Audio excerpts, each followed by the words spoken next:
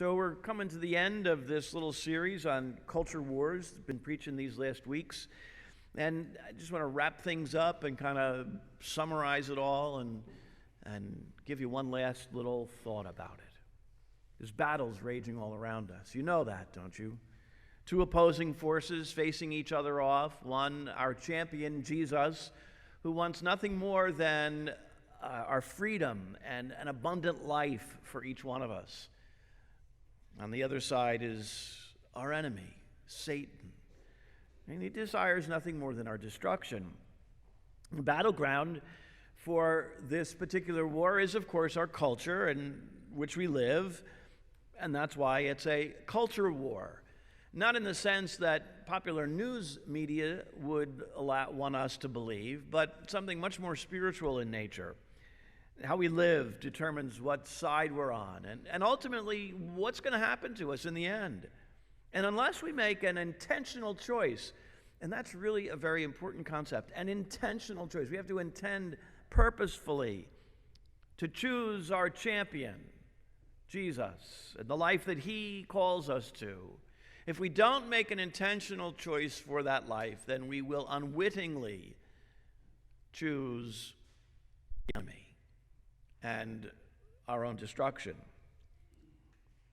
In our daily lives, we live and encounter a culture. We live in and encounter a culture that is no longer oriented towards God. The culture we live in no longer sees God as infallible, spiritual being, omnipotent, all-powerful, omniscient, all-knowing, omnipresent, everywhere, involved in all aspects of our lives. Culture no longer acknowledges God incarnate of the person Jesus, and consequently, the predominant way of thinking, because we don't think about God in our culture, the prominent way of thinking is one that is satanic. I'm using the Hebrew sense of that word, meaning hostile to everything that is good, defaming, slandering, all that is good. This way of thinking, it characterizes, thinking and acting characterizes a culture that is divisive and confused. And just turn on the news. It's right there, right in our politics. And ours is a culture that has replaced absolute values with conflict. And that's that inability to see the good that's all around us, that God has given to us. Now, if we think for any amount of time, we'd think in any way that, oh no, everything's fine, and that's all nice and well, Father, but what you're talking about is just conjecture and conspiracy theory. If we think that there really is peace, because who of us really experiences in our day-to-day lives all of these conflicts, this war that's raging around us? We're being seduced then by the enemy. We're being seduced and led into a much deeper conflict that will end with our demise. Here's what St. Paul says about this. Our struggle is not with flesh and blood. St. Paul says this in his letter to the Ephesians. Our struggle is not with flesh and blood, but with the principalities, the powers, with the world rulers of this present darkness, and with the evil spirits in the heavens. And if we think that the one who seeks our destruction is merely an abstraction, a psychological construct, a figment of our imagination, we got to think again. Because the enemy is real, Satan is real, the devil is real, a real living being like us, but without a body, who is searching this world for bodies to inhabit so that he can fulfill his plan, wreak havoc in our lives. Now, as challenging as that might appear, and almost as depressing as it sounds, there's good news. Really good news. Jesus is alive. He died on the cross. He rose from the dead. He's alive. And while it only appears that the enemy has more power, know this: he's lost. The battle has been won, the war has been won, and the enemy has no power over our lives, and therefore we have nothing to be afraid. Did you know this? I was searching on Google, because everything I learned on the internet. Searching Google, because I was curious about something. How many times does it say in the Bible something about not being afraid? Do you know? No? Do you know it says it, and I did learn this on the internet, but I knew this because I should have known this without looking it up. 365 times. It says in the Bible, in one way or another, don't be afraid, fear not, have no fear, 365 times. Once for every day of the year. One verse for every day of the year. Don't be afraid. We have nothing to be afraid of.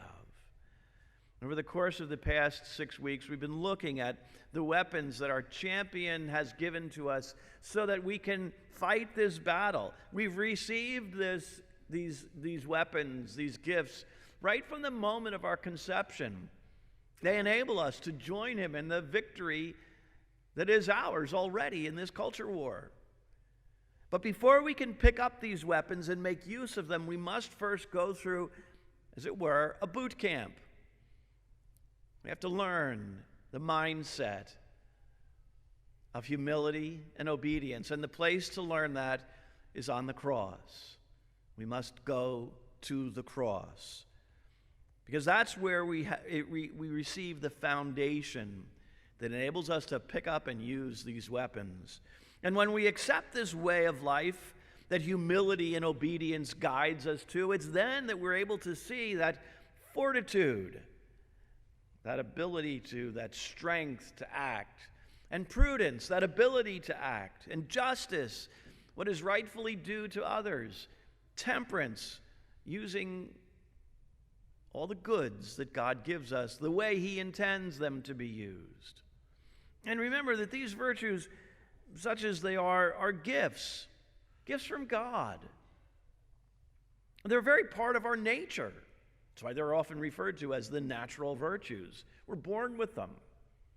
And everyone, even non-believers, are capable of using these weapons.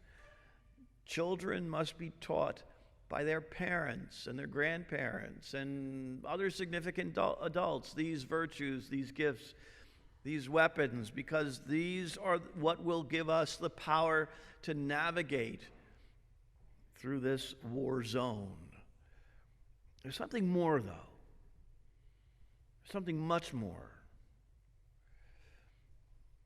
Something that will make these weapons even more powerful in our lives, more effective. It's God's help. We need the help of God if we really want to make the best use of these weapons. And we learn that from the story in the gospel gets us to, God's help. Now, I think you know by now that everything that we have from God is... You sure about that? Positive? And every one of you and every one of us is... Good. Okay. That's okay. I'll take that kind of response. 4 o'clock Mass last night, they were really right on it. They were shouting it out. 8 o'clock this morning, they were still sleeping, I think. You guys you're right there where you should be. It's good. I know, and some of you are thinking to yourself, geez, Father, would you get off it with this everything and everyone is good stuff? Come on. I mean, how many weeks have we been doing this? But it's something that you need to know. It's something that you need to be able to just off the top of your head say, I know that I am good because that's the way God made me. I know that everything I have is from God and everything is good. So a month or two from now, when I ask you what everything is, you'll be able to say it without even batting an eye. You got to know it. You got to know it. But that knowledge that everything and that every one of us is good is not enough. That knowing that we're capable of living a virtuous life because God has given us these virtues, these gifts, is not enough. Because just because I know something doesn't mean that, I'm going to make use of that knowledge. It's the question every algebra student has been asking for generation. When am I ever going to use this? Right? Remember asking that question? Yeah. What does x equal? I don't know. Whatever you want it to, I suppose. But not only that. Not only is it that we have this knowledge, we have to use it. It's not only that, it's just, sometimes we have the knowledge, but we don't even want to use it. St. Paul says it this way, I do not do the good I want, but the evil I do not want is what I do. Yeah, I know I'm good in all that. We could all say that. Yeah, Father, I love this thing about being good because I know I'm good. But why do I keep doing such bad things? Well, more often than not, it's because we don't choose to use the weapons that God has given us to use.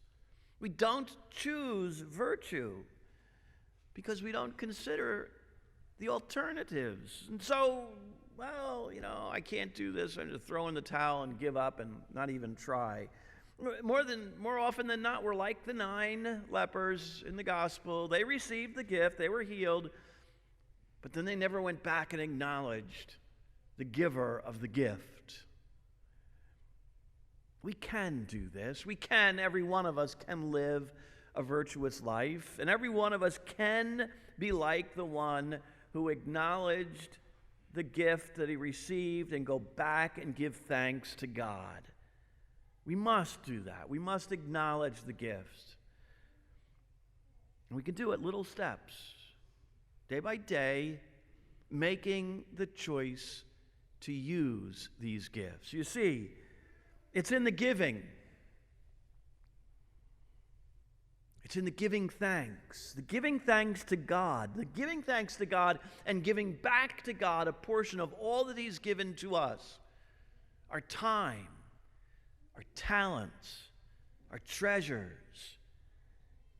And that's when we'll experience the full effect of a virtuous life. It's then that we unleash the power of these weapons which God has given us so that we can win victory in these culture wars.